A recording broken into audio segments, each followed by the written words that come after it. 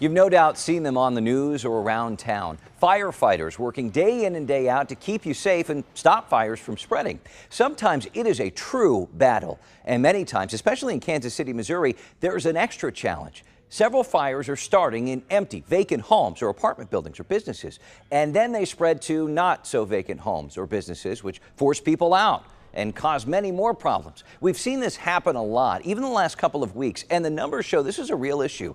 KCFD battled 50 vacant structure fires in a 100-day period starting July 1st. That includes 38 residential fires and 12 commercial fires. I went to one of these scenes with firefighters to get to the heart of what's happening.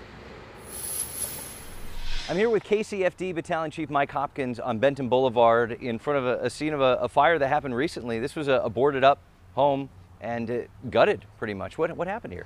So Friday afternoon, we got the call, got a report of a structure fire in the area. When the first crews on the scene got here, they had heavy smoke and fire from this structure on the second and third floors.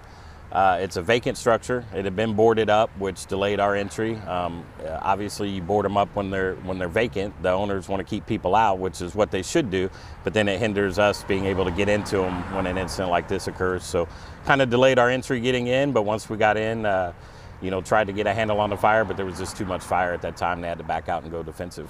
Your firefighters have fought many vacant commercial and residential fires just over the summer. What are the challenges that are unique to that, and is this a major issue?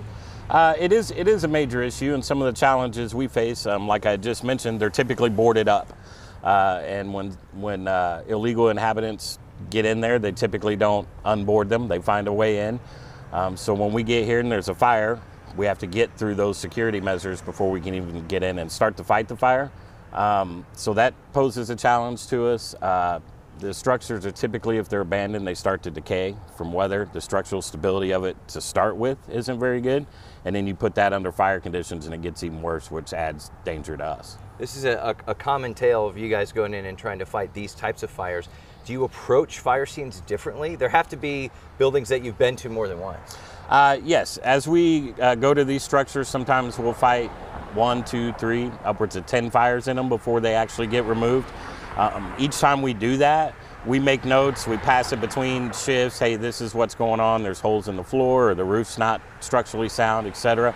Those notes get put in our CAD system, which is our computer automated dispatch system, and lets us know what's going on with the structure before we get there.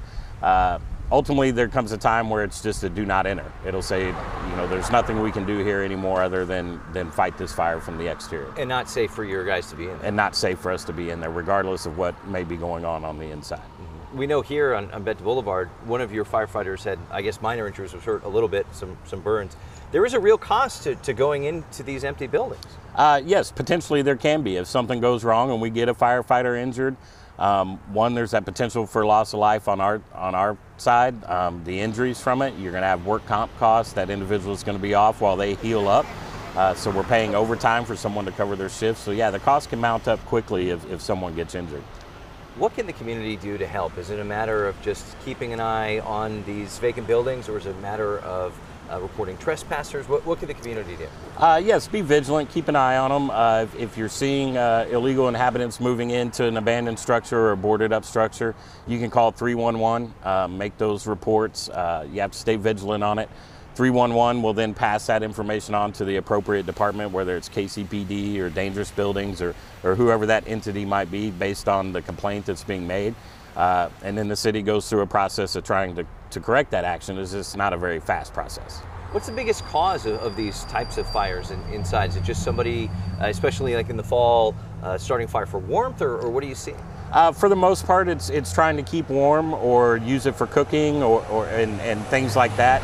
Most of these structures, the electricity and the gas have been shut off.